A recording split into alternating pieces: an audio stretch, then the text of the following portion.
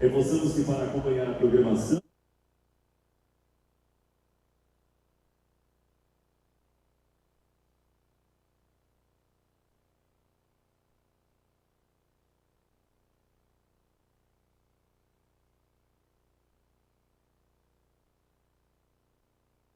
de duração. Aproveite, portanto, cada momento para aprender e se inspirar.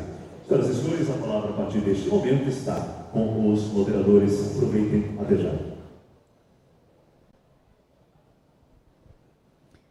Olá, olá.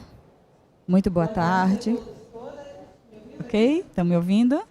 Ah, meu grupo já me avisou aqui que está tudo certo. Sejam bem-vindos ao nosso evento. Então, vou começar, né, convidando os nossos palestrantes. Vou convidar o Dr. Antônio Alves de Carvalho. Dr. Antônio Alves, seja bem-vindo.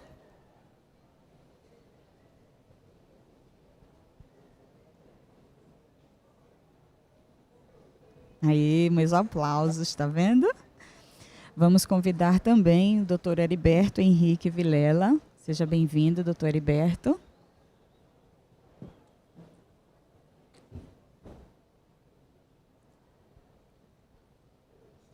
Dr. Heriberto já me ouve? Sim, preciso colocar. Dr. Antônio já me ouve? Ok? Bem, estamos recebendo Dr. Antônio Alves de Carvalho. Dr. Antônio Alves, que é auditor federal de controle externo do TCU há 20 anos. Atualmente, auditor-chefe da auditoria da Audi Financeira, com ampla experiência em auditoria e certificação de contas. É professor e coordenador acadêmico no ISC TCU e docente convidado da USP e UNB em auditoria financeira do setor público. Atuou também no setor privado como contador, auditor independente e diretor da controladoria e consultor contábil tributário.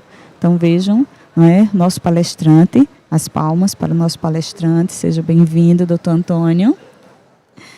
E estamos recebendo também Dr. Heriberto Henrique Vilela do Nascimento, que é subsecretário de Contabilidade Pública da Secretaria do Tesouro Nacional, coordenador do CTConf e membro do Comitê Gestor da Convergência no Conselho Federal de Contabilidade, além do Fórum de Contadores Governamentais da América Latina.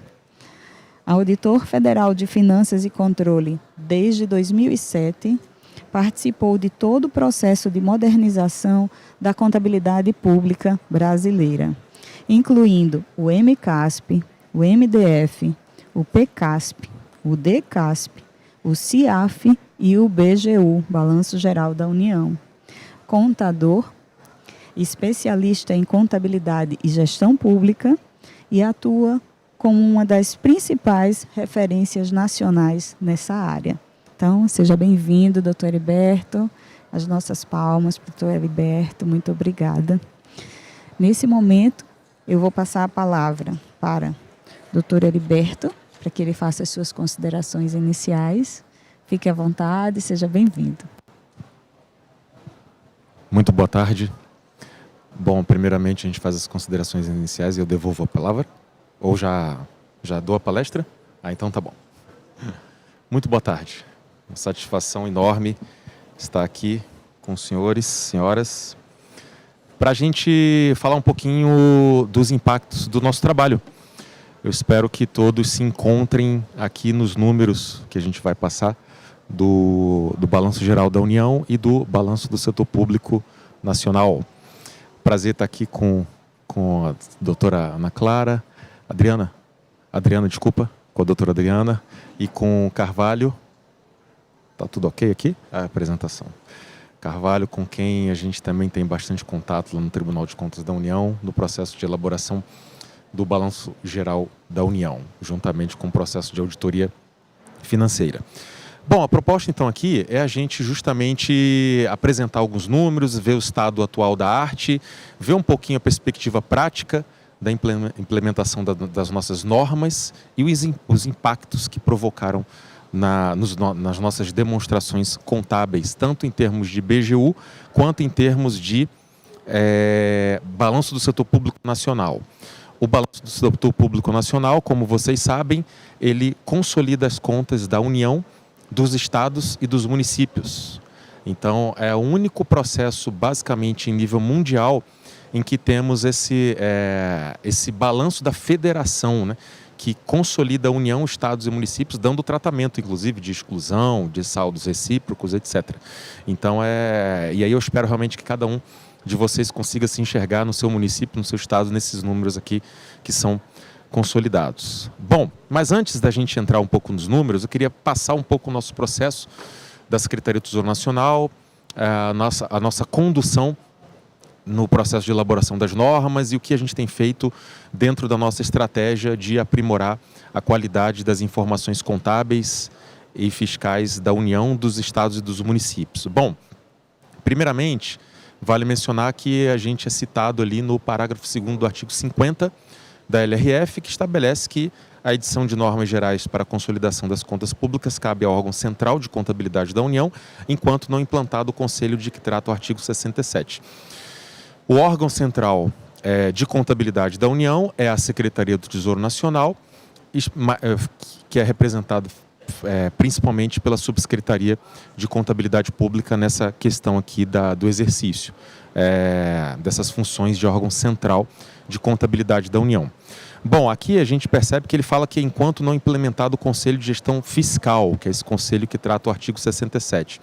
Então, a princípio, essa função de consolidar, de normas para a consolidação das contas públicas, ela nasceu de certa forma precária, guardando o Conselho de Gestão Fiscal. Então, a princípio, o Tesouro Nacional é o órgão central de contabilidade federal, mais voltado para a União, porém, a gente tem exercido essa função para toda a federação, temos procurado exercer e fazemos por meio dos manuais, eu vou falar um pouquinho da Câmara Técnica, de todo o processo, mas, a princípio, de forma suprindo uma lacuna que é a implementação do Conselho de Gestão Fiscal, que não aconteceu ainda. Porém, isso em nível de LRF. Porém, na Constituição Federal de 88, por meio da emenda constitucional 108, foi inserido esse artigo que é muito importante, que aí aumentou a nossa competência e aumentou a nossa responsabilidade. A gente está em nível de Constituição Federal. A atuação da Secretaria do Tesouro Nacional no exercício dessas competências de contabilidade pública está na Constituição Federal, que estabelece lá no artigo 63A, que a União, os Estados, o Distrito Federal e os municípios disponibilizarão suas informações e dados contábeis, orçamentários e fiscais, conforme periodicidade, formato e sistemas estabelecidos pelo órgão central de contabilidade da União, de forma a garantir rastreabilidade, etc., e comparabilidade. Bom, aqui significa o seguinte: todos os entes, a União, os Estados e os municípios têm que enviar os seus dados contábeis, orçamentários e fiscais, que a gente chama de matriz de saldos contábeis, segundo periodicidade e formato estabelecido pela Secretaria do Tesouro Nacional. Esse formato inclui todas as normas que nós elaboramos, o MCASP, o MDF, porque não é simplesmente você disponibilizar dados. Esses dados têm que ter consistência com as normas contábeis, que principalmente se referem aos nossos manuais. Então, a gente tem essa responsabilidade agora, a partir de 2020, muito fortemente estabelecida na Constituição Federal. E como eu disse, a gente exerce isso por meio dos nossos manuais, o Manual de Contabilidade Aplicada ao Setor Público e o Manual de Demonstrativos Fiscais. O Manual de Contabilidade Aplicada ao Setor Público está fortemente embasado nas normas brasileiras de contabilidade técnicas do setor público, que são as que a gente vem conversando aqui. Então, primeiramente, a gente tem um processo de elaboração das normas contábeis, das NBCTs e SPs, pelo CFC, do qual a gente participa, do CPCASP. No CPCASP, nós temos 5 profissionais nossos, da nossa equipe, colaborando fortemente, pessoal altamente qualificado com a elaboração das normas contábeis lá no CFC, e isso também ele é incorporado no Manual de Contabilidade Aplicada ao Setor Público, que, como eu disse, está referenciado, está embasado, ele é uma regulamentação da Lei de Responsabilidade Fiscal e da própria Constituição Federal do artigo 163A. Manual de Contabilidade aplicado ao setor público e o Manual de Demonstrativos Fiscais. E nós temos um processo de governança. Nós não elaboramos essas normas top-down, digamos assim. A gente elabora com base num processo de governança muito bem estabelecido, que é a nossa Câmara Técnica de Normas Contábeis e Demonstrativos Fiscais. Todas as normas, plano de contas, demonstrativos fiscais, normas, instruções de procedimentos contábeis, alterações dos manuais. Por exemplo, a gente acabou de publicar agora os manuais, aí, o MCASP e o MDF, novas edições. Eles passam por esse comitê, que é formado por União, Estados e Municípios, pelos poderes executivo, legislativo, judiciário. O CFC também participa do comitê, e com vários profissionais extremamente qualificados, por meio de onde nós fazemos toda a apreciação das propostas de normas e deliberação para culminar com os nossos manuais. Ok? Então, é um processo de governança da nossa contabilidade pública da Federação. O sistema muito importante que foi desenvolvido, então, para esse processo de consolidação, de coleta dos dados, e a gente consome muito, o Tesouro Nacional consome muito esses dados, dos estados e dos municípios, por exemplo, para fazer a avaliação da capacidade de pagamento dos estados e dos municípios, é o SICONF. O SICONF, então, é esse sistema por meio do qual a gente coleta declarações de contas anuais dos estados e dos municípios, da União, relatório resumido da execução orçamentária, relatório de gestão fiscal e a matriz de saldos contábeis. E caso o ente não envie, ele está sujeito à sanção de não receber transferências voluntárias e não poder contratar operações de crédito. Então, é um sistema que se modernizou bastante. A gente conseguiu atingir um padrão extremamente interessante, e todos os entes realmente têm enviado as suas matrizes de saldos contábeis, todos os poderes, todos os órgãos que precisam enviar realmente têm feito isso de forma bastante satisfatória. Bom, outro processo aí que andou bastante recentemente é o do CIAFIC, que é o quê? Sistema Integrado de Administração Financeira e Controle. Temos painel específico a respeito desse tema do CIAFIC. No Tesouro Nacional, a gente propôs um decreto que foi editado, e houve uma alteração recente, estabelecendo requisitos mínimos para esses sistemas. Então, todos os entes têm que adotar os seus sistemas e, eventualmente, mudaram de sistema, adotando um sistema contábil e de administração financeira que atenda a requisitos mínimos, porque isso é extremamente importante. Regras de segurança e regras contábeis ali, de integridade desse sistema. Então, houve bastante mudança de sistema, muitos entes mudaram de sistema, estados trocaram de sistema, municípios trocaram de sistema, e esse processo também foi muito importante, né, de evolução tecnológica, para atender a modernização que a contabilidade vem atravessando. Bom, a gente viu aqui vídeo, né, vendo todo o processo, que começou lá em 2008, com a edição da NBCT 16, do setor público. Em seguida, a NBCT-SP 16 foi revogada, com inclusão de um processo de convergência pleno, digamos assim, uma adoção das normas internacionais de contabilidade do setor público. E esse processo fortemente acontecendo por meio das NBCTs e por meio dos manuais, por meio de troca de sistema, por meio de matrizes de saldos contábeis, por meio das demonstrações contábeis de que cada órgão precisa elaborar e incorporar os procedimentos contábeis patrimoniais. Tivemos várias mudanças aí. Dos 2013, uma mudança extremamente importante de plano de contas. Todo mundo trocou os seus planos de contas, que foi uma mudança extremamente significativa. Enfim, a tabela de fonte de recursos, quem lembra aí da mudança da tabela de fonte de recursos, foi extremamente importante. Então, a gente teve muita mudança nesse período. E agora, o que a gente tem colocado como estratégia? A partir de todas essas mudanças, a gente tem que colher os resultados. Temos que publicar demonstrações contábeis que sejam inteligíveis, que tenham as suas notas explicativas e que estejam convergidas às normas internacionais de contabilidade. E temos que fazer uso dessas informações, temos que colher os resultados. Então a gente tem entendido como estratégia atual esse aspecto. Fizemos já muitas mudanças, já tivemos muito trabalho e agora é o momento de colher os resultados desse nosso trabalho e focando agora em quê? Estabiliza um pouco esse processo de mudança, já adotamos as normas internacionais, já trocamos planos de contas, já trocamos sistemas, já trocamos demonstrações contábeis, agora o nosso foco deve ser o quê? Passado esse processo de mudança, estabilizar e agora prosseguir para aprimorar a qualidade das informações contábeis, fiscais e de custos da União, dos estados e dos municípios. Então a gente está focando nisso, em aprimorar a qualidade das informações. Bom, aprimorar a qualidade das informações, a gente tem, no caso do Tesouro Nacional, o nosso planejamento estratégico contempla um objetivo estratégico chamado aprimorar o processo de transparência fiscal. Dentre os vários objetivos, um deles é esse, aprimorar a transparência fiscal, e a contabilidade pública se insere bastante nesse objetivo estratégico. E na contabilidade pública nós temos o objetivo, que é este aqui, aprimorar a qualidade das informações contábeis, fiscais e de custos dos estados, da União, dos estados e dos municípios.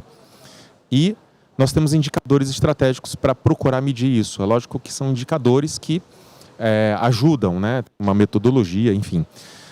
Então nós temos, como o objetivo é aprimorar as informações da União, dos estados e dos municípios, primeiro a gente foca o indicador, né? O primeiro indicador diz respeito à União, e o próximo indicador diz respeito aos estados e municípios. O indicador da União que a gente tem estabelecido é de consistência do BGU. E aqui é super interessante a gente ter esse painel, tanto de BGU quanto de auditoria financeira do BGU, porque realmente a gente tem esse processo bastante interessante de troca, de cooperação para a elaboração do BGU. E aí a gente tem uma metodologia que é o seguinte, para medir o BGU, a consistência. Temos total de ativos, total de passivos, total de ativo do BGU gira em torno de 8 trilhões, de passivos 14 trilhões, VPA e VPD 4 trilhões de VPA, 4 trilhões de VPD, receitas orçamentárias em torno de 4 trilhões, estou arredondando aqui, e despesas orçamentárias 4 trilhões. Então, você soma todos esses elementos, vai dar aí, vamos supor, 40 trilhões. Então, o que a gente faz para medir a consistência? No final de todo o processo de auditoria do BGU, a gente reúne a apresentação dos achados, feito por este senhor aqui que está ao meu lado, e a gente, as distorções não corrigidas, após o processo de auditoria do BGU, que é extremamente intenso, realizado pelo TCU e também com apoio da Controladoria Geral da União, a gente soma o total das distorções e divide pelo total dos elementos. Basicamente é isso. Então a gente tem essa metodologia, estou resumindo aqui, mas aí chega no nível de acurácia, digamos assim, né? Distorções não corrigidas versus o total dos elementos do ativo, passivo, receita e despesa VPA e VPD. Então, avalia a partir daí. E a gente percebe que a gente tem evoluído nesses últimos anos. A gente está com 97,1% em 2022, 98,7% em 2023, alcançando 99,56% em 2024. Então, 97%, 98%, 99%. Porque às vezes as distorções têm um valor material, da casa de dezenas de bilhões ou até centenas de bilhões, mas quando a gente divide, né, pelo total dos ativos, passivos, receita, despesa, VPA e VPD, que são valores trilionários, né, nessa proporção aí fica esse número relativo, ele fica melhor de ser visualizado. Do ponto de vista dos estados e dos municípios, o que a gente usa para medir a qualidade da informação contábil? As notas. As notas de onde? As notas do ranking da qualidade da informação contábil e fiscal do Tesouro Nacional, que a gente tem promovido anualmente esse prêmio de qualidade da informação contábil e fiscal dos estados e dos municípios e avaliado por meio das nossas métricas, dos nossos indicadores. Muito bem. Por falar em ranking, então, nós temos aí anualmente investido nesse prêmio que tem dado uma boa repercussão, tem chacoalhado os entes, os estados e os municípios, todos super interessados, e ele realmente tem sido um instrumento para premiar e para gerar uma competição saudável em busca da melhoria da qualidade da informação contábil e fiscal. Então, nós temos aqui um breve vídeo que vai falar um pouquinho sobre o Prêmio da Qualidade da Informação Contábil e Fiscal. Por gentileza, do Siconf, pode rodar, por gentileza. O Tesouro Nacional coleta, organiza e dá transparência aos dados contábeis e fiscais da União, dos Estados, do Distrito Federal e dos municípios. O objetivo é claro: permitir que a sociedade, no Brasil e no exterior, saiba como e onde a gestão pública realiza suas ações. A Secretaria do Tesouro Nacional foi criada em 10 de março de 1986. Seu primeiro grande desafio: colocar em ordem as contas públicas do país. Um marco histórico dessa trajetória foi a criação do Sistema de Contabilidade Federal, que estabeleceu padrões contábeis, orçamentários e patrimoniais. Esse sistema tornou possível a consolidação das contas públicas em todas as esferas da federação, fortalecendo a transparência. Com o avanço dos sistemas estruturantes, surge o Siconf, Sistema de Informações Contábeis e Fiscais do Setor Público Brasileiro. Ele automatiza o recebimento de informações qualificadas e confiáveis, receitas arrecadadas, despesas realizadas, investimentos e o montante das dívidas de curto e longo prazo. Esses dados orientam políticas públicas, permitem a fiscalização do uso dos recursos e aumentam a eficiência da gestão pública. É nesse contexto que nasce o Prêmio Qualidade da Informação Contábil e Fiscal do Siconf. O objetivo é reconhecer e incentivar os profissionais e entes federativos que se destacam pela qualidade das informações apresentadas, promovendo boas práticas e valorizando a transparência na gestão pública. Dados de qualidade geram decisões mais precisas. A confiabilidade das informações é essencial para otimizar políticas públicas, identificar prioridades e avaliar resultados. Exemplos claros: dados de saúde ajudam a decidir onde instalar novas unidades de atendimento ou intensificar campanhas de vacinação. Na educação, indicadores de gastos permitem planejar a construção de escolas em regiões com maior demanda. Assim, a informação de qualidade impacta diretamente a vida da população.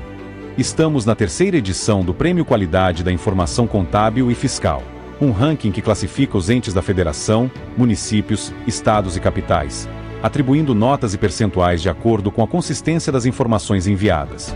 Em seus 39 anos de história, a Secretaria do Tesouro Nacional acumula conquistas, sempre em sintonia com a sociedade, que exige cada vez mais transparência e participação.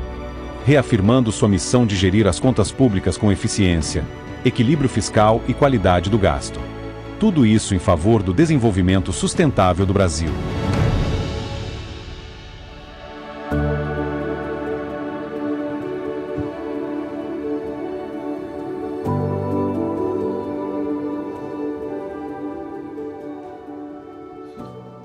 Muito bem, pessoal. Então, este é o nosso ranking da qualidade da informação contábil, que é dividido em 4 dimensões: gestão da informação, informações contábeis, informações fiscais e informações contábeis versus fiscais.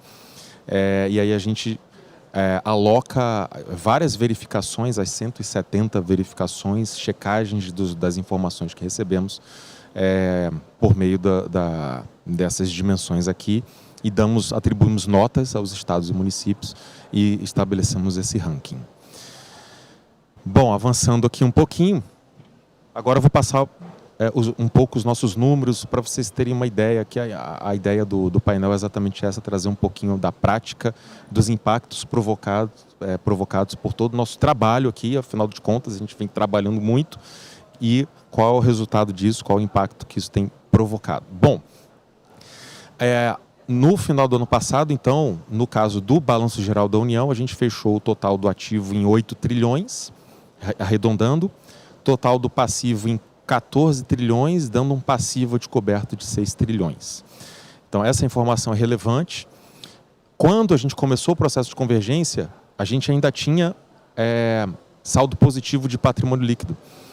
Porém, o processo de convergência levou e o TCU teve uma atuação extremamente importante nesse processo, impulsionando por meio das recomendações as correções, e aí a gente foi aprimorando conjuntamente todo esse processo, porque é lógico, né? O Carvalho vai falar aqui que a gente teve alguns trilhões de achados lá atrás, né? Em 2015, 2014, 2013. Por quê? Porque assim que a gente adota as normas internacionais de contabilidade e adota as normas internacionais de auditoria, a gente pega esse contraste entre as normas e a realidade. E a gente vai num processo de convergência, de adoção, de implementação gradual, né, até a gente chegar num estágio de maturidade bastante razoável, que eu creio que a gente atingiu realmente um estágio de maturidade bastante razoável. E os números demonstram a realidade da situação financeira da União é essa. A contabilidade, a gente tem que expressar a realidade. Temos uma dívida alta, temos juros sobre a dívida juros altos. Os juros geram esse impacto em resultado patrimonial, principalmente, por exemplo, quando a gente pega a demonstração das variações patrimoniais da União, a gente vê juros sobre a dívida apropriados, as variações patrimoniais diminutivas financeiras, juros e correção monetária. A gente tem 800 bi e as VPAs financeiras 400 bi, em torno disso. VPDs financeiras 800 bi, VPAs financeiras 400 bi. Então isso explica bastante o nosso resultado patrimonial. Por quê? Os juros que a gente paga que a gente apropria, né? Aliás, a gente está falando de regime de competência, os juros que a gente apropria são muito maiores do que os juros que a gente apropria no passivo, são muito maiores que a gente apropria nos nossos ativos financeiros. Então isso vai dando um resultado patrimonial negativo que vai aumentando o nosso passivo descoberto. Então a gente tem essa realidade. No caso da DFC é a que melhor exprime a perspectiva financeira. Porque as nossas demonstrações contábeis, o BGU, o BSPN, tem que apresentar a situação orçamentária, financeira e patrimonial. Tudo isso eu acredito que a gente tem que ver em conjunto. Eu não acredito que a gente substituiu, na verdade, na prática, a gente não substituiu caixa por competência. O que a gente fez foi complementar. Então a gente usa ainda muitas informações de caixa e agora estamos usando muito as informações de competência. E eu acredito que ambas as perspectivas se complementam e geram informações bastante úteis no conjunto. Então não houve uma substituição, né, como a gente sabe, de caixa por competência, mas uma complementação.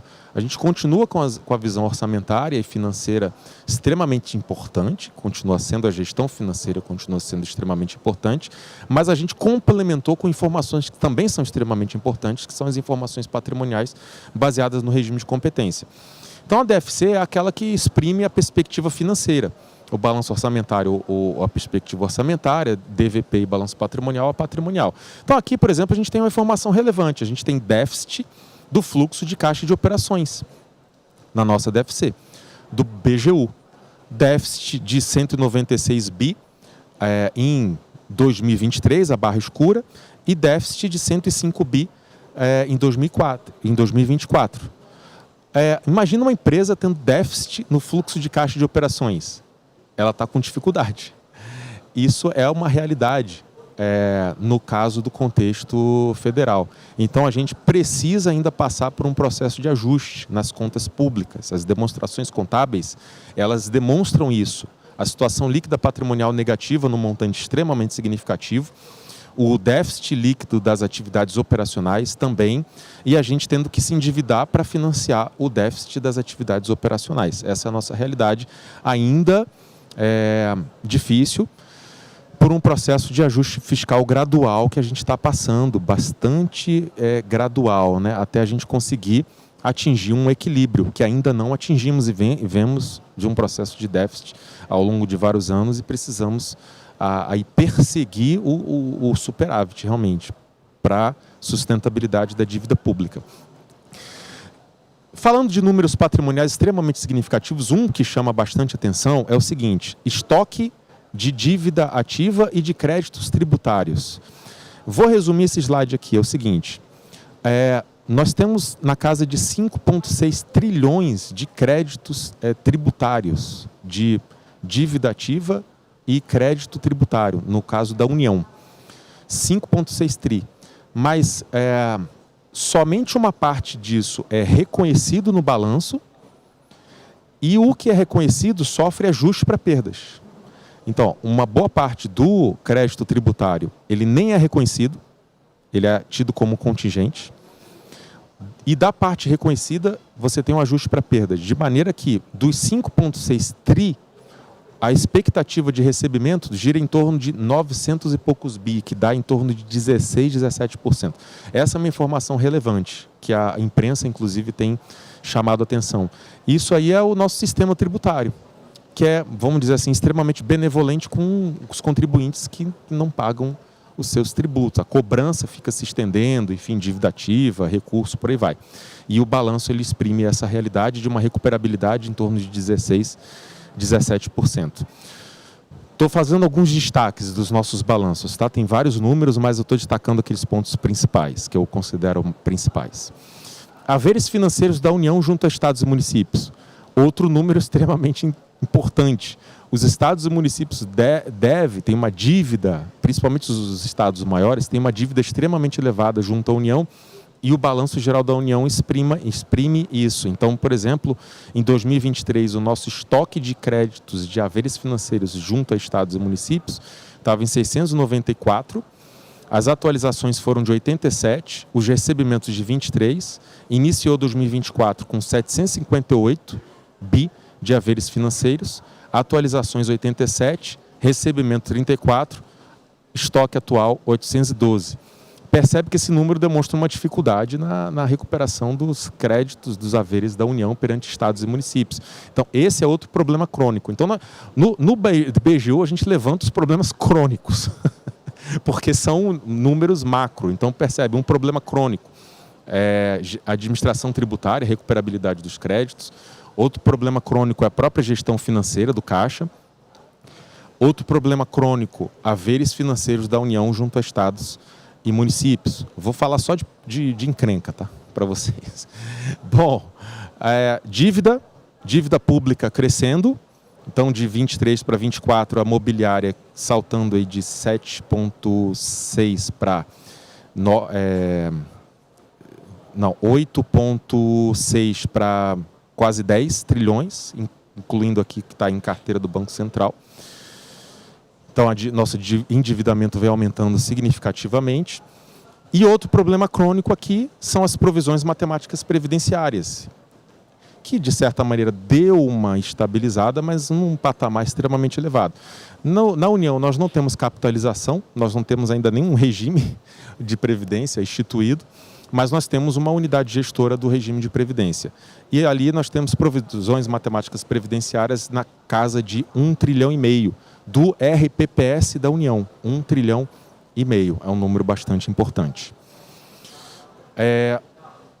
O RPPS diz respeito a servidores públicos. Nós temos também o sistema de proteção social dos militares das Forças Armadas, cuja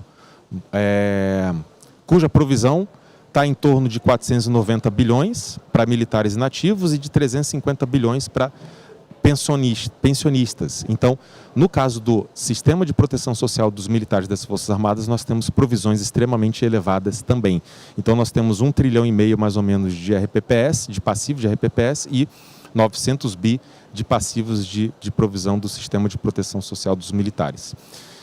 Outro encrenca grande são os riscos fiscais com demandas judiciais. Resumindo a história, IPSAS 19, NBCT que fala de provisões e passivos contingentes. Resumo da conversa.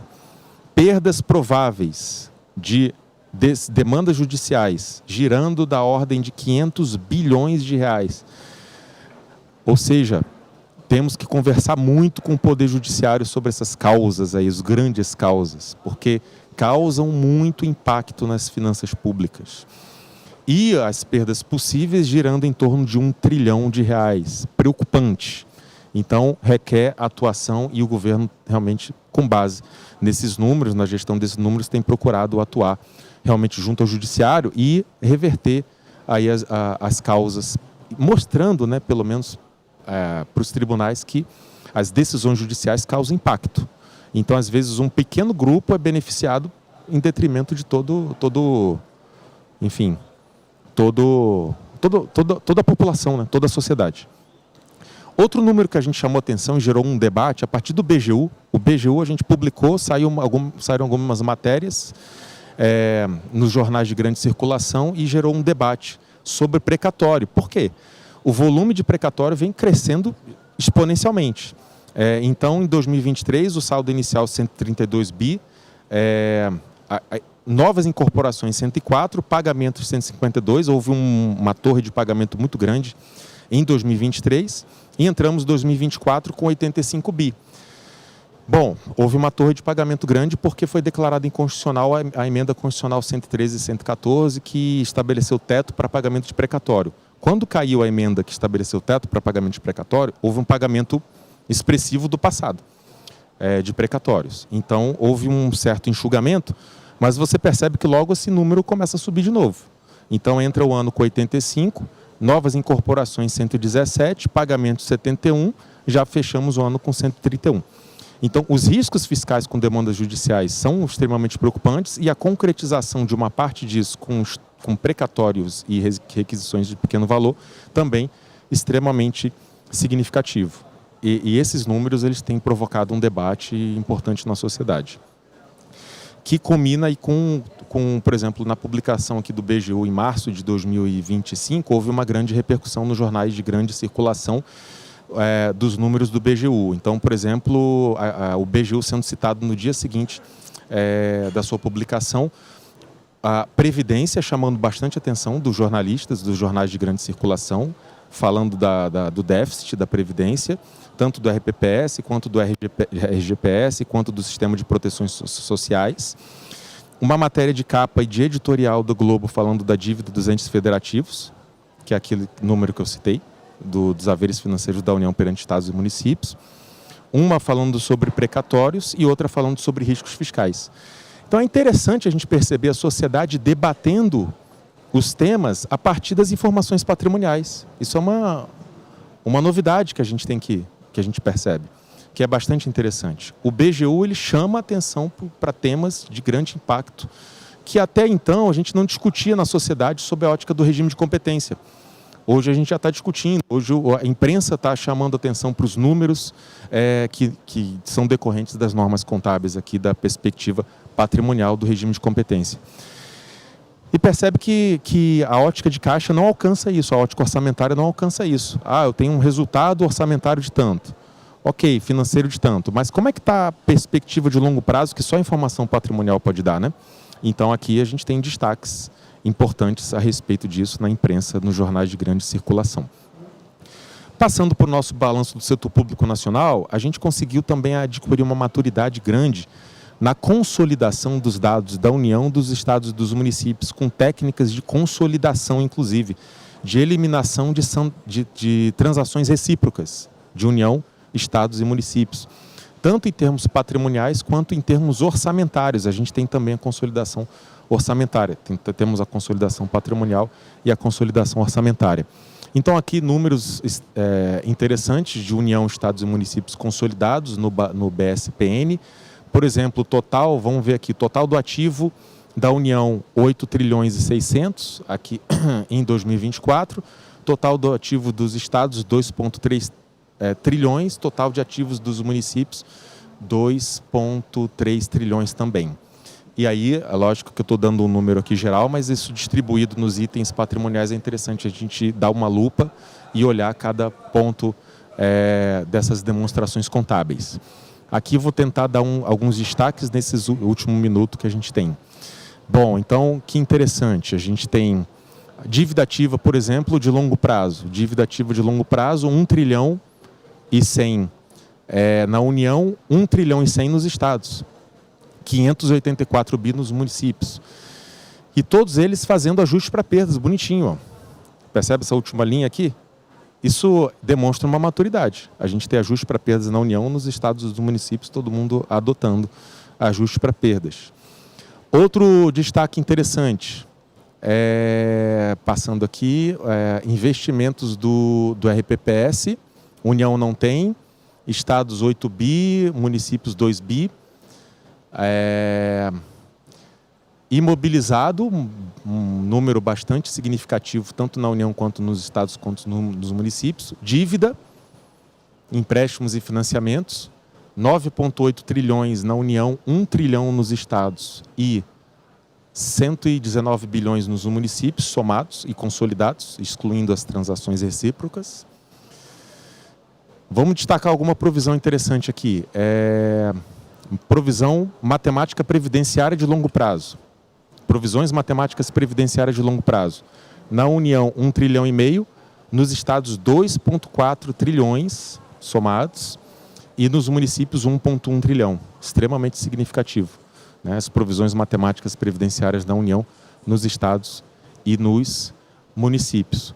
Por fim, a consolidação orçamentária também é interessante quando a gente olha aqui, por exemplo, por natureza de despesa. Vou pegar aqui, pessoal, consolidação orçamentária, 391 bi de despesa com pessoal na União, 728 nos estados e 572. É interessante a gente ver, por exemplo, a comparação de 24 com 23, saber quanto que cada um está investindo, como é que está aumentando o volume de investimentos, o volume de gasto com pessoal, etc. E também a distribuição desses gastos por função. Quanto que a gente gasta com assistência social, previdência, como é que está evoluindo de um ano para outro. Então, essa consolidação é realmente bastante interessante, tanto sob a perspectiva orçamentária quanto sob a perspectiva patrimonial. Então, por hora é isso. Devolvo a palavra para a gente dar continuidade ao painel. Obrigado.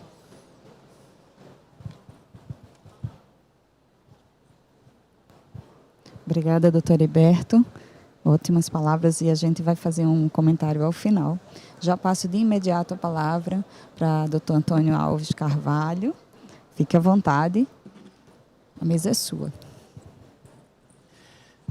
Meus cumprimentos a todos, uma boa tarde. Vimos a evolução nos vídeos, no vídeo inicial, no vídeo depois que foi na apresentação aqui do Heriberto. E vimos toda essa evolução da adoção das normas de contabilidade pública internacional e como esses números têm se tornado cada dia mais confiáveis. Minha apresentação é mostrar para vocês de que maneira nós nos estruturamos para dar garantia da asseguração desses números. Vale a pena destacar que o Balanço Nacional do Setor Público não é auditado pelo TCU, tá? Nós não temos essa competência, pelo menos por enquanto, né, de verificar a confiabilidade desses números. Entretanto, o Balanço Geral da União, tá, é auditado pelo TCU, e eu vou fazer um pequeno histórico de como nós temos contribuído cada vez mais para a confiabilidade desses números, para transmitir à sociedade a credibilidade desses números apresentados pelo Tesouro Nacional. Então, vou fazer um pequeno histórico da auditoria financeira do TCU, como nós estruturamos para dar garantia de que cada um desses blocos de números significativos são confiáveis. A missão da auditoria financeira do TCU é essa daí, aumentar a credibilidade e a transparência das informações financeiras do governo federal, promovendo confiança e responsabilidade. Surge tudo isso ali do artigo 71 da Constituição Federal, que fala do controle externo a cargo do Congresso Nacional, exercido pelos tribunais de contas, ao qual compete no âmbito federal a apreciar as contas do presidente da República, as chamadas contas de governo, e julgar as contas dos administradores e demais responsáveis. Por que eu estou tratando disso?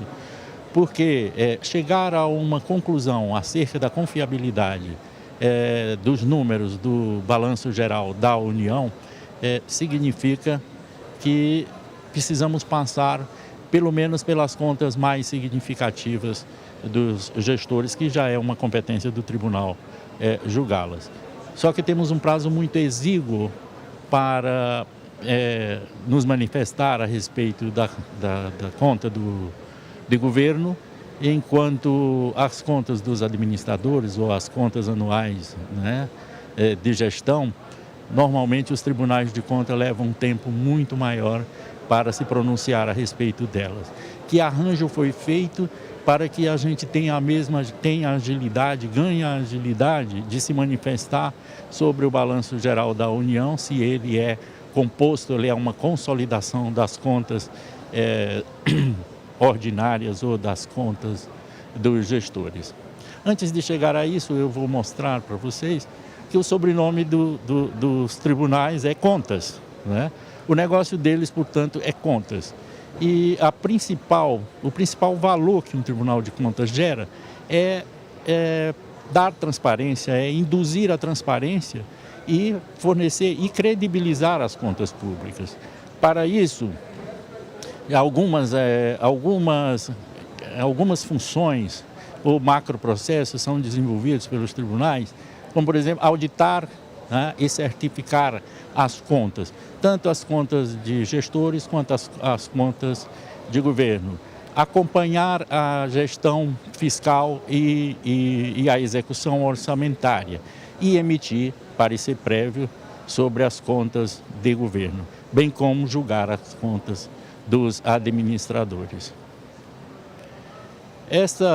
Até chegar a essa consciência muito clara do papel do controle externo sobre as contas, levou-se um bom tempo. E nós fomos induzidos por algumas instituições internacionais a ter um cuidado maior com a certificação e a atestação da confiabilidade desses números. Em 2009, o programa PEFA, que falarei mais adiante um pouquinho sobre ele, fez uma revisão por pares no TCU e chegou à conclusão de que o TCU precisava melhorar a auditoria financeira. Eles foram bondosos, né? Na verdade, a gente precisava era instituir a auditoria financeira. Em 2011, o Banco Mundial ofereceu ao TCU, diante desse diagnóstico, uma doação para que o TCU elaborasse uma estratégia para fortalecer a auditoria financeira.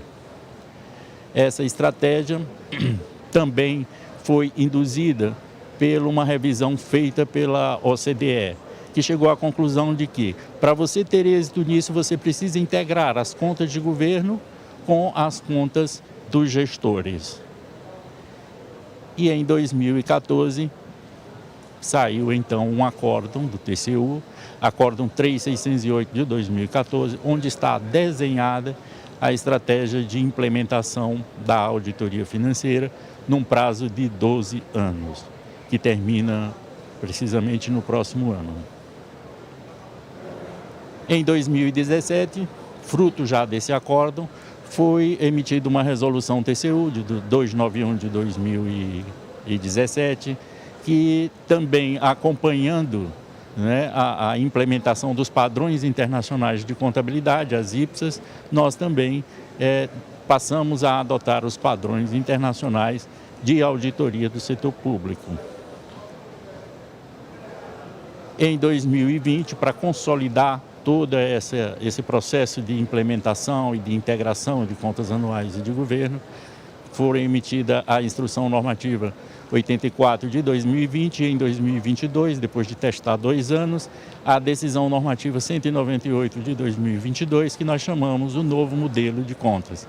Na verdade, o novo modelo de auditoria, certificação e julgamento de contas, no qual a gente integra as contas anuais com as contas de governo, conforme as recomendações desses organismos internacionais.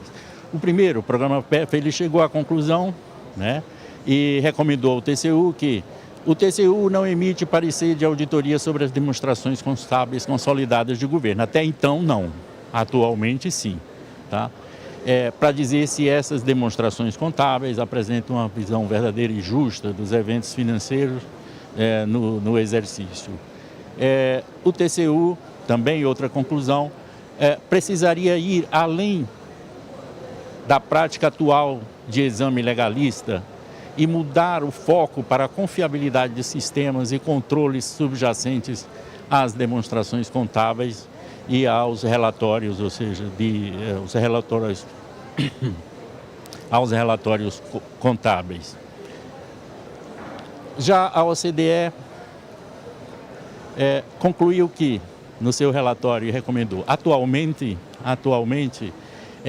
não há conexão entre o trabalho das auditorias das contas do presidente da República e as contas dos gestores públicos. A auditoria das contas do presidente da República deve ser concluída em até 5 meses após o encerramento do exercício, mas a lei orgânica do TCU estipula que o julgamento das contas anuais de gestores públicos será realizado em até 24 meses após o fim do exercício, demonstrando uma clara falta de integração entre as contas de gestores e de governos. Na prática, concluíram, o TCU não começa a auditar nem mesmo as contas anuais significativas, né? E eu destaquei contas anuais significativas para a gente tratar desse conceito mais adiante, de gestores públicos antes do 8º ou 9º mês após o fim do exercício. E isso tinha um motivo. Olha a quantidade de processos que eram autuados anualmente para fins de julgamento. É uma interpretação até então de que cada unidade gestora, né, aquela visão orçamentária, era uma conta para ser julgada. Tá? Só o Ministério da Fazenda, para se ter uma ideia, olha quantas contas eram em 2000, né, e até 2017. Hoje é uma conta. Né? Hoje o Ministério da Fazenda é apenas uma conta. Tá? Muito bem, o novo modelo de contas, tá, que já demonstrei para vocês, originou-se desse acórdão, tá, que estabeleceu aí uma estratégia, tá, foi desdobrada essa estratégia na Instrução Normativa 84, na Decisão Normativa 198, tá, são essas normas que fazem a integração tanto das contas anuais com as contas de governo, contas anuais de gestores com as contas de governo, como também das competências constitucional e legal de certificação de contas de governo com as contas anuais de gestores. Porque, segundo a lei orgânica do TCU, quem faz a certificação das contas de gestores é o órgão de controle interno, é a Controladoria Geral da União. E quem faz a certificação das contas de governo é o TCU. Então, nós fizemos essa integração dessas competências constitucionais e legais, na verdade, dividindo as tarefas. O TCU ficou com as contas mais significativas, então o TCU ficou com o Ministério da Fazenda, representa praticamente 70 e poucos % do BGU, do Orçamento Geral da União, e ficou com a Previdência e ficou com o Banco Central também, né, por causa das suas transações financeiras com a União, e a CGU ficou com as demais contas significativas. Só que nós passamos a definir, tá, o que seriam essas contas significativas para poder atender a recomendação da OCDE. E essas contas significativas, elas são auditadas anualmente, tá, tanto pelo TCU, que avocou algumas, quanto pela Controladoria Geral da União, e ao mesmo tempo, essa auditoria e certificação dessas contas serve para subsidiar o julgamento das contas dos gestores, como serve também para certificar a auditoria das demonstrações contábeis de governo. Então, essa integração permitiu racionalizar esse processo de apreciação das contas de governo e julgamento das contas de gestores mediante a integração da auditoria. Essa integração, só para se ter uma ideia de como ela ocorre, aqui está. Nós auditamos de forma integrada as contas anuais, tá? e dali saem das contas anuais das principais unidades prestadoras de contas, ou seja, dos principais órgãos como Ministério da Fazenda, Ministério da Defesa, Ministério da Previdência e daí por diante. Tá? Dali temos como produto o relatório certificado com o parecer de auditoria, tá? que é aproveitado para a elaboração do parecer sobre as contas de governo e, ao mesmo tempo, serve para subsidiar a instrução ou análise técnica da responsabilização, que, juntamente com outras ações de controle, subsidia o julgamento das contas de gestores. Essa é a integração dos processos. E como lógico que nós precisávamos definir o que é uma unidade prestadora de contas, tá? Porque a gente tinha mais de 2.000 naquela visão orçamentária de unidade gestora. Nós teríamos que agora adotar um conceito internacional chamado de report entity, ou numa tradução livre, entidade que presta contas, né? E nós utilizamos o próprio conceito da estrutura conceitual do IPSASB, que ficou relativamente simples aqui no Brasil, quando traduzido esse conceito, adotado. No Executivo, no Poder Executivo, as UPCs, né, ou as report entities, são os ministérios e as entidades da administração indireta. Nos demais poderes e órgãos autônomos, cada órgão é uma UPC. Então, em 2024, nós tínhamos 1.095 UPCs, né, tá ali como elas são divididas, e essa grande quantidade é devido principalmente aos conselhos de profissão, dentre os quais o nosso, de contadores, né, que são 557, já é mais da metade do que as 1.000 entidades públicas que prestam contas. Tá? E dessas 1.095, apenas 17 são UPCs significativas.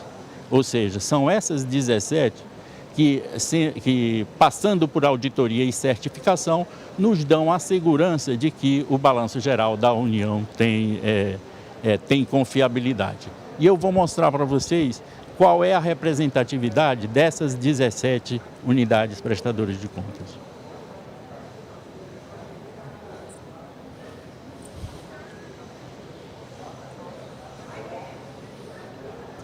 Como nós chegamos a definir quais são as UPCs significativas? Nós definimos assim, os ministérios, primeiro definimos o que era unidade prestadora de conta, ou seja, o que é uma entidade que reporta, tá? Os ministérios, cujas despesas orçamentárias representam individualmente mais de 2% do orçamento, tá? Que, quando somadas, alcancem no mínimo 90% do OGU, do Balanço Geral da União, do Orçamento Geral da União, selecionadas em ordem decrescente. Espera aí, mas se eu chegar só a 85% com aquelas de 2%, aí você passa, né, quebra essa barreira e vai até alcançar no mínimo 90%, tá? Selecionando em ordem decrescente. Aqueles que não forem selecionados pelo orçamento deverão ser selecionados de acordo com os ativos. Os que possuírem ativos superiores a 2% também serão considerados UPCs significativos. Mas como normalmente esses ativos, né, boa parte dos ativos monetários já estarão selecionados pelo Ministério da Fazenda, os outros são ativos, sobretudo, de natureza permanente. Não são ativos muito sujeitos a... não são voláteis, vamos dizer assim. Então, dá para a gente auditar a cada 2 anos em sistema de rodízio. Tá? É uma racionalização do processo.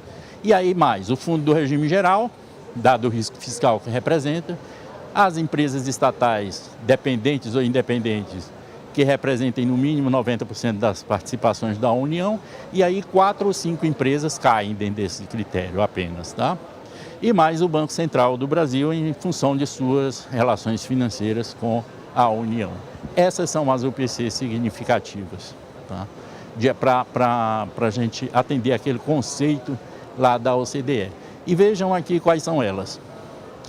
A Fazenda, então, a Fazenda, tá, aqui em 2025, tá, ela representa sozinho, o Ministério da Fazenda, 55% da despesa orçamentária.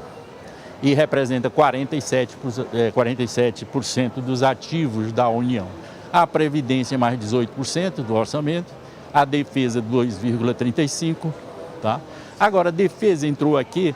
Eu estou mostrando para vocês quais são as que o Tribunal de Contas da União realiza diretamente as auditorias financeiras, tá? Porque essa tarefa é dividida, tá? A defesa entra porque a CGU não é auditor, a priori, do Ministério da Defesa, porque eles têm um órgão de controle interno próprio, tá? Uma setorial própria. Então, por isso que o TCU avocou essa auditoria para ele, tá? Não é pelo grande volume de recursos que ele tem, porque tem outros ministérios que são auditados pela CGU, por exemplo, o da assistência, que a despesa é 5,11, portanto maior do que o Ministério da Defesa. Tá?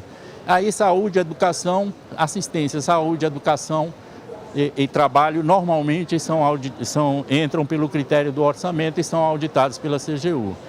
Gestão, integração e povos indígenas entram por ativos e são, digamos assim, são rodiziados com outros, como o Ministério da Infraestrutura e por aí vai.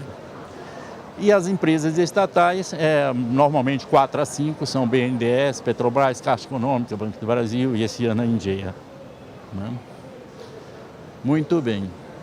Essas 17 UPCs representam mais de 90% das contas da União. Tá?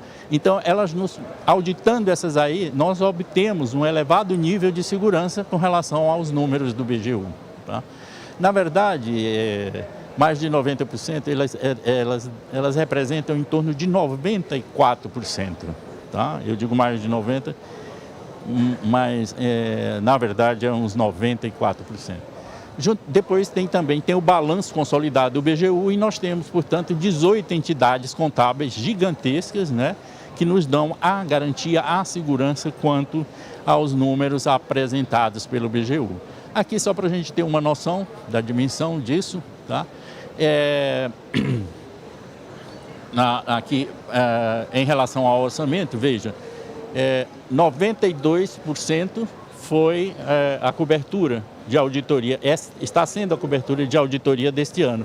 Apenas 8%, que ali é o Judiciário, o Legislativo e alguns outros órgãos autônomos, não entraram. Eles são certificados diretamente pelos seus próprios órgãos de controle interno. Tá? E, portanto, o que foi auditado foi 91,8% esse ano, está sendo auditado. Sendo que só a Fazenda representa 55% do orçamento. Aqui, essa é a representatividade do ativo. Perdão, eu esqueci de trocar ali do OGU, é do ativo, né? É em cima, é do ativo. É o copia e cola que termina levando a esses erros, né? Da mesma forma, aqui são a representatividade das participações orçamentárias da União. Perdão, aí eu fiz o copia e cola e deu errado. Tá? Então, aqui é uma síntese. O que o TCU audita? Está auditando agora em 2025. 75,77% do OGU está sendo auditado pelo TCU e só com aquelas 17 unidades prestadoras de contas. Tá? Nós temos 1.096. Mas apenas 19 já representa 75,77% auditado pelo TCU, tá? E 57,41% dos ativos. Olha só a quantidade de auditorias. 6 auditorias, sendo 4 unidades prestadoras de conta, mais a consolidada, que é o BGU, 5, né? Mais uma auditoria de conformidade, que é o Banco Central. Porque as demonstrações contábeis do Banco Central são auditadas pelos auditores independentes dele e nós aceitamos isso como elemento para o processo de contas. E aí, aqui vem o trabalho desenvolvido pela CGU. Tá? Ela faz 7 ministérios, contra 3 do TCU, tá certo? Mas ainda assim só representa 16% do orçamento e representa 36% dos ativos, porque observem que foram, como é feito um rodízio, a gente soma o que foi feito em 2025 com o que foi feito em 2024 para obter essa representatividade. Tá?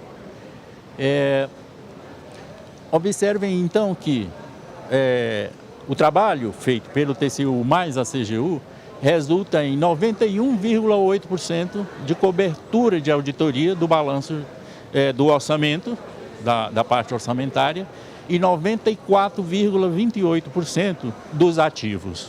Tá? Isso com 18 auditorias.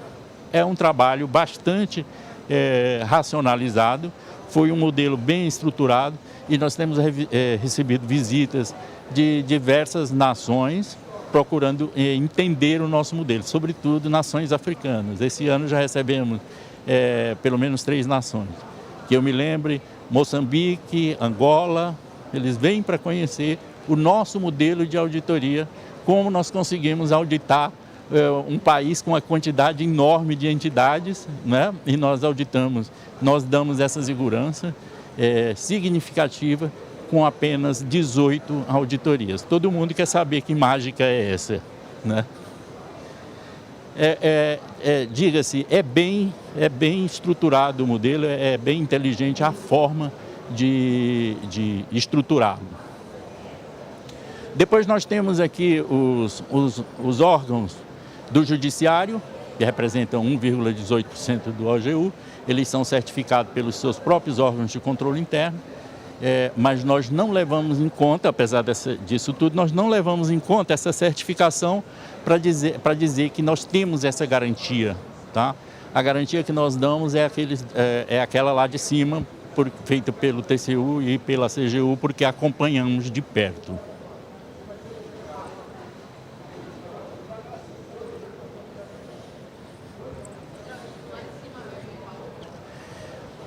E aqui está o total auditado, tanto do orçamento quanto dos ativos, agora em 2025, sendo que são 18 auditorias ali feitas pelo TCU mais a CGU, mais 66 auditorias feitas pelos órgãos de controle interno dos demais poderes. Tá? Então nós vamos ter aí um total auditado de 93% de orçamento, 94% dos ativos, tá? Resultando, portanto, em 6% que não é auditado do orçamento e 5% que não é auditado dos ativos agora em 2025. Representando aí o que não é auditado, cerca de 1.000 unidades prestadoras de contas.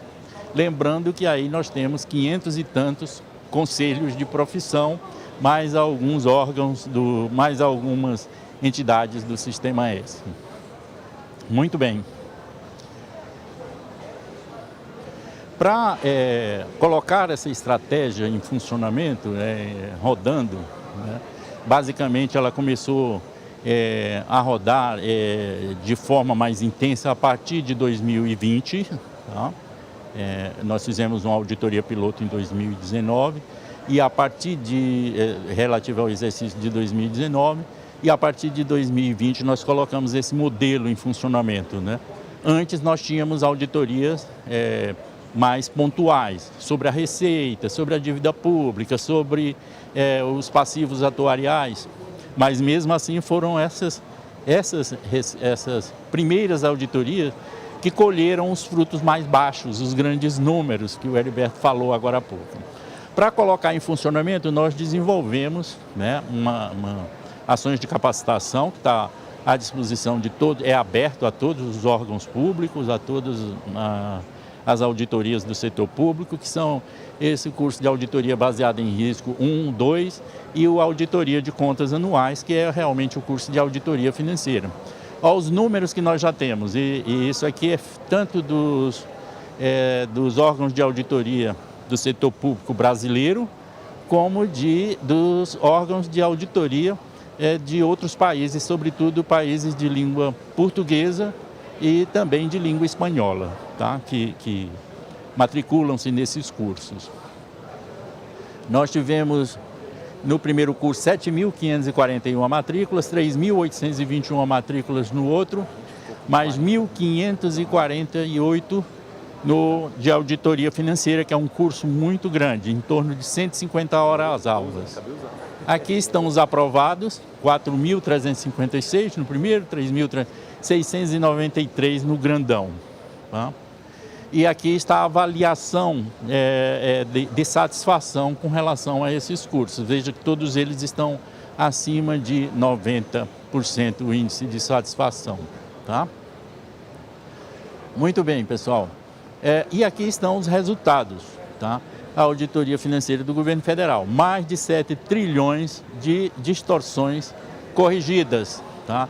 Sendo 3 trilhões de passivos judiciários e previdenciários, 3 trilhões de perdas prováveis em créditos tributários que foram reconhecidas, 600 bilhões de ativos antes que estavam fora do balanço foram reconhecidos, 150 bilhões de perdas prováveis com os empréstimos aos entes subnacionais também foram reconhecidos, mais ainda recentemente 61 bilhões de precatórios já pagos que continuavam lá no passivo foram removidos dos riscos fiscais judiciais, 97 bilhões de dívida externa reclassificada para de curto para longo prazo, melhorando o perfil do endividamento, 84 bilhões em ativos inexistentes da União contra o INSS foram também baixados, 14 bilhões de ativos e passivos inexistentes excluídos da consolidação do BGU, aí era um problema de consolidação,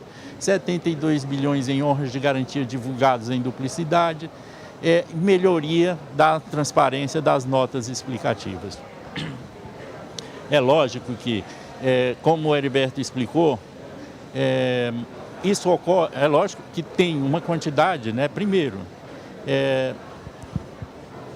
a gente tem uma boa quantidade de órgãos executando contabilidade, talvez não seguindo todas as políticas contábeis da STN, ditadas pela STN, não é isso?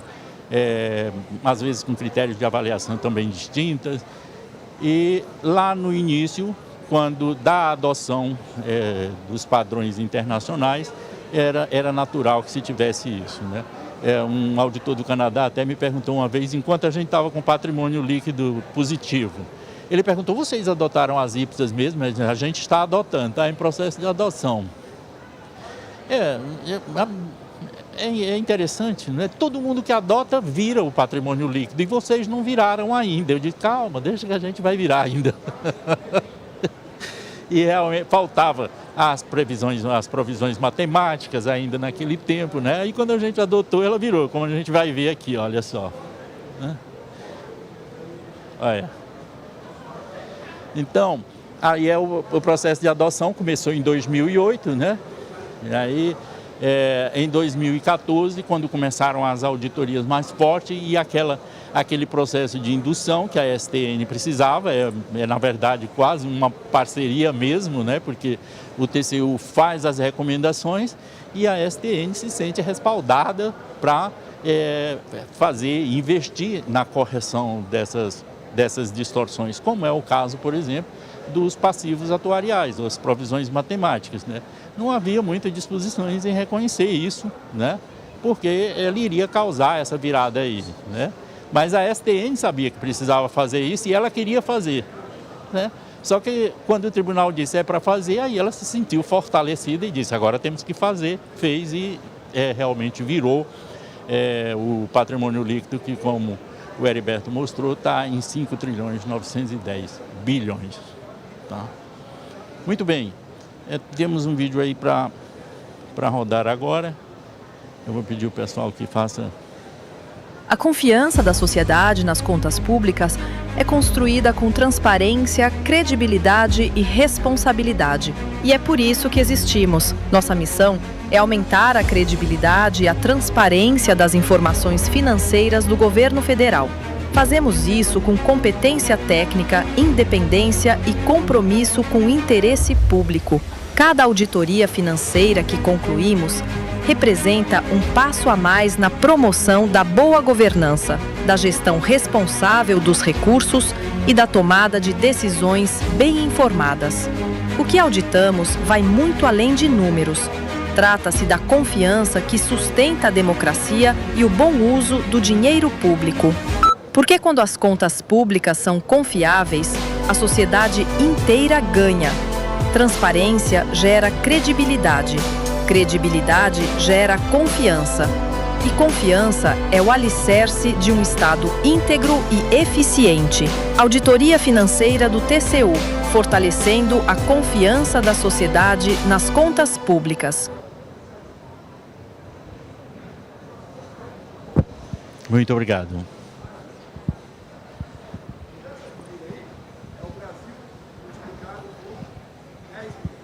Muito obrigada, doutor Antônio. E nós vemos aqui, não é, muito bem definido a missão da STN e a missão do TCU para garantir aí a boa gestão, não é, das nossas finanças públicas, promover o equilíbrio fiscal e, claro, padronizar as nossas informações contábeis. E aí, doutor Heriberto, eu vou aproveitar aqui e trazer algumas considerações, algumas perguntas mesmo. Me chamou a atenção quando o senhor falou que são realizadas 170 checagens de verificação, não é? E, diante disso, eu perguntaria ao senhor, o que é que os municípios precisam fazer, como eles precisam se organizar e se orientar, não é? Para fazer com que a sua nota no ranking do Tesouro, para eles melhorarem essa nota, para terem uma nota razoável, o que eles precisam fazer? Ok, muito boa pergunta, obrigado. Bom, então nós temos aumentado realmente a quantidade de verificações, estamos em 171 verificações e devemos procurar aumentar a cada ano. Essas verificações são distribuídas em 4 dimensões, né? Dimensão gestão da informação, dimensão informações contábeis, dimensão informações fiscais e dimensão informações contábeis versus fiscais. O que a gente tem observado, e eu recomendo a leitura de um artigo, foi publicado um artigo muito interessante pela Confederação Nacional dos Municípios, que fez um diagnóstico sobre aonde que os municípios estão errando nas verificações. Tá? E a gente percebe o seguinte, deixa-me ver aqui que eu salvei aqui, só um minutinho. Os municípios conseguiram evoluir bastante na dimensão 1, ou seja, a gente tem praticamente um nível de 100% de entrega das matrizes de saldos contábeis, as entregas das DCAs, as entregas dos balanços do REL, do RGF, realmente as obrigações têm sido cumpridas. O que ainda precisa evoluir, pelo que a gente observa, principalmente nas dimensões, principalmente a dimensão 2, que são o quê? As informações contábeis. Então, ainda há erros como ajustes de dívida ativa, ainda há que se evoluir bastante no caso dos municípios. Há ainda bastante perda de nota com evidenciação de créditos tributários na DCA, relacionado à existência de VPD no anexo 1 e o H, com créditos tributários do anexo 1, enfim, créditos tributários em geral, ajuste para perdas, créditos tributários. E outro erro que acontece aqui diz respeito à ausência de depreciação, amortização e exaustão. Então, dentre as dimensões, aqui ainda precisa evoluir mais um pouco para que os municípios atinjam nota A, principalmente a dimensão 2 de informações contábeis, que é justamente a adoção dos procedimentos contábeis patrimoniais. Que bom, nossos profissionais que estão aqui já estão de olho nisso, né? Doutor Antônio Carvalho, eu lhe perguntaria um pouco, entre as correções dessas distorções dos balanços patrimoniais, que são superiores aí a 7 trilhões no BG1, esse número ficou muito gravado aqui na memória, não é? Isso indica fragilidades que são persistentes nesses controles internos, Não, na verdade não. Tá? Isso indica que todo processo de convergência com os padrões internacionais costuma ter um grande impacto no começo, no processo de implementação. Como ficou claro, a gente precisava, por exemplo, tirar do balanço aquele que o Heriberto mostrou, os créditos tributários que não vai conseguir se receber. Então, era um tabu. Por quê? Porque havia prevalecia aqui a forma jurídica sobre a essência contábil, ou seja, só se tirava não se tirava do balanço porque dizia o crédito tributário só pode ser extinto pelo pagamento, pela suspensão, pelo não sei o quê, né? E aí prevalecia, portanto, a forma jurídica que os padrões internacionais são claros. A essência econômica tem que prevalecer sobre a forma jurídica em caso de conflitos.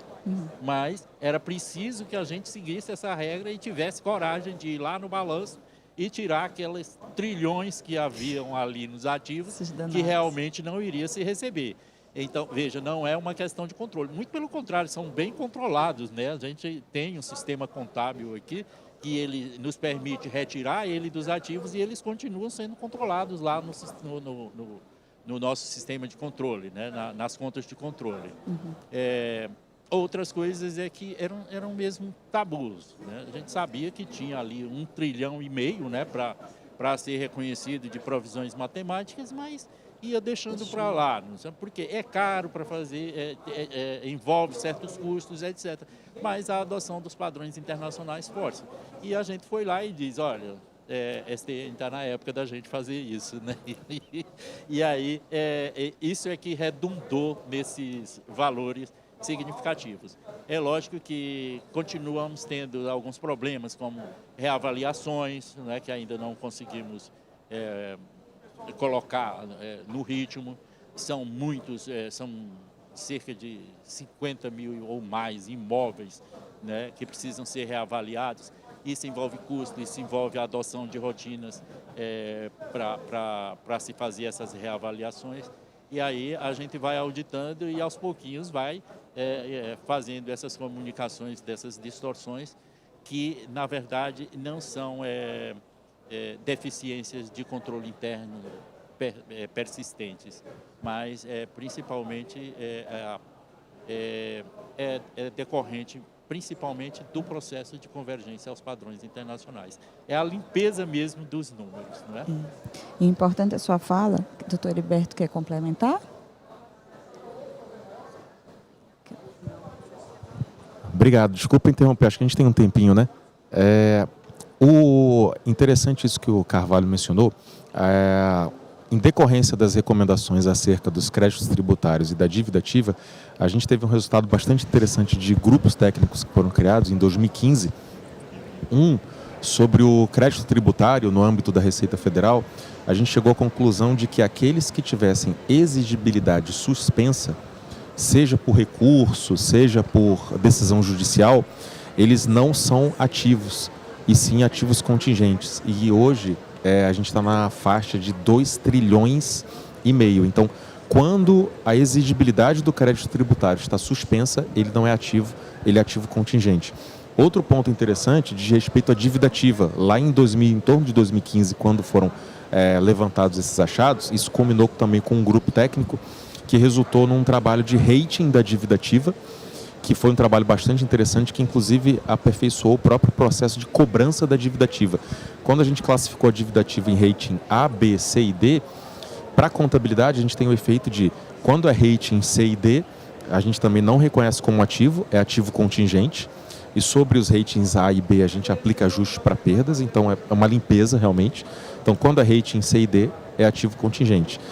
Tem os efeitos contábeis extremamente interessantes e tem efeitos sobre a própria estratégia de cobrança, porque uma estratégia você tem para o A e outra estratégia você tem para o D. Inclusive legislação sendo, agora mesmo passou uma legislação que trata dos devedores contumazes, que tem que ter um determinado tipo de tratamento diferente do que é rating A. Obrigada aos dois. Doutor Antônio. É só para destacar né, os benefícios também da auditoria financeira. Aproveitando para complementar aqui, foi a própria PGFN que no ano seguinte a essa recomendação do TCU, que terminou a adoção desse método de segregar os créditos em rede e mudar a estratégia de trabalhar na classe A, na classe B e na classe C os critérios de cobrança. Isso teve um benefício, quer dizer, um incremento de arrecadação, calculado por eles mesmos, no ano seguinte de 10 bilhões de reais, representando aí, portanto, uma melhoria, né, um benefício efetivo da auditoria financeira. Importante a fala dos senhores. Eu acho que com o nosso tempo, dá tempo de eu fazer uma última perguntinha, tá bom? E aí, eu perguntaria um pouco sobre como foi possível reduzir a materialidade das distorções no BGU, doutor Heriberto?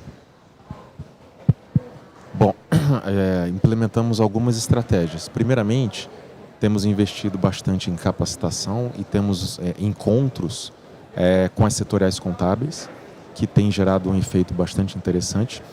Nós estruturamos um núcleo de avaliação da consistência, em que diariamente a gente faz a avaliação da consistência dos dados, com procedimentos, vamos chamar assim, de revisão analítica. É lógico que no Tesouro Nacional a gente não executa testes. A gente não tem nem poder de requisição, né? E não executamos testes de auditoria. Mas uma análise é possível ser feita e a partir daí a gente já encontra distorções e corrigimos. Agora, o que eu destacaria que foi realmente um processo que eu acredito bastante interessante, uma experiência bastante interessante, foi o nosso processo de encerramento das demonstrações contábeis. Porque a gente mudou o prazo de encerramento das demonstrações contábeis. O que nós fizemos? Separamos o encerramento orçamentário e financeiro do patrimonial. O orçamentário e financeiro ele é mais apertado. Então, em janeiro já encerrou todo o orçamentário e financeiro do ano anterior, mas o processo de encerramento patrimonial ele acontece em março. Ele deslocou em torno de 20 de janeiro para em torno, ali no máximo, 20 de março. Por quê? Porque justamente nós coincidimos o cronograma de elaboração das demonstrações contábeis com o cronograma das auditorias financeiras, e quando a gente tem a apresentação de achados, é possível, quando possível, em boa parte dos casos é possível, são feitas as correções a tempo da publicação do Balanço Geral da União. É o mesmo processo das empresas, empresas de capital aberto com as auditorias independentes. É um processo um pouco parecido, em que as auditorias independentes apresentam os achados aos gestores para eles terem a oportunidade de corrigirem a tempo de publicarem as demonstrações contábeis para evitarem ressalvas. Então a gente conseguiu implementar isso, isso foi uma experiência bastante interessante, que deu resultado, enfim, a gente corrigir a tempo da publicação do balanço. Joia. E, doutor Carvalho, o senhor apresentou as capacitações, não é, que são realizadas e o número de capacitações. Quem quisesse fazer alguma capacitação dessa, é gratuita, podem fazer? Onde é que eles localizam as capacitações e como eles se inscrevem para ter acesso? Todas elas são abertas, tá? São cursos abertos. São cursos muito... eu diria, muito consistentes, tá? São os cursos que nós utilizamos para treinar os nossos próprios auditores, tá certo? Uhum. E eles são gratuitos, estão no portal do Instituto Cezedelo Corrêa, a Escola Superior do Tribunal de Contas da União, e para qualquer órgão, setor público, e até para estudante que quer passar nos concursos do TCU, tá? Que maravilha. Pode estudar lá. Tem provas, né? E dá várias oportunidades. Um é pré-requisito do outro, tá? Mas são inscrições gratuitas, totalmente gratuitas, e são certificados e bem reconhecidos, tá? Olha que maravilha. Então, para a gente finalizar, considerações finais, assim, bem breves, 30 segundinhos para cada um, por favor, fique à vontade. Bom, estamos à disposição, a gente tem, então, se utilizado de vários instrumentos. É muito importante a gente ter a nossa parceria Tesouro Nacional com o Conselho Federal de Contabilidade. No Tesouro, a gente participa do Comitê Permanente de Contabilidade Aplicada ao Setor Público. O CFC participa da nossa Câmara Técnica de Normas Contábeis e Demonstrativos Fiscais. Então, primeiramente, é um privilégio estar aqui participando desse evento, grande evento. Parabenizo o Conselho Federal de Contabilidade pela realização dele. No Tesouro Nacional tivemos a oportunidade de apoiar e estamos juntos em várias frentes, Secofem, CPCasp, CTConf, na edição das NBCTs, do MCasp, do MDF. Então essa sinergia é bastante produtiva para a nossa classe contábil. Obrigada, doutor Heriberto. Doutor Carvalho. Também eu quero parabenizar o Conselho Federal de Contabilidade por esse evento, né? É histórico isso, e também dizer que no Tribunal de Contas da União, a auditoria financeira, né? Esse ramo não diria um ramo da contabilidade, mas uma especialização da contabilidade, né? Estamos totalmente abertos à colaboração e essa colaboração tem se estreitado, né? Nos encontros temos tido da última vez no Encontro Nacional de Auditoria Financeira, nos reunimos com diversos conselheiros do Conselho Federal de Contabilidade, com o pessoal do Banco Mundial também, que já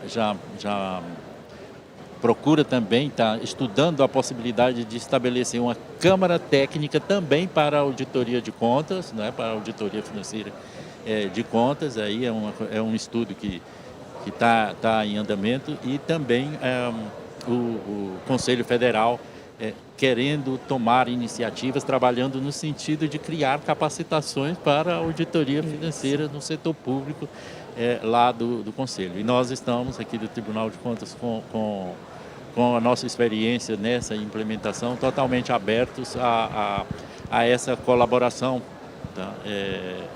Tanto com o Conselho Federal como com as entidades de auditoria do setor público, tá? E aqui ficam meus agradecimentos aos dois, a palmas, não é? Aos nossos palestrantes. Cadê mais, gente? Bora aí! Muito obrigada aos nossos palestrantes. Estamos à disposição. O Conselho Federal agradece demais a participação de vocês e a parceria em todo esse momento. E eu aproveito aqui para fazer a entrega de um mimo a vocês, não é? Por favor. Aqui. Né? Nada, deixa eu entregar aqui também. E a gente faz uma foto aqui oficial. Deixa eu ver se o nosso fotógrafo oficial está por aqui.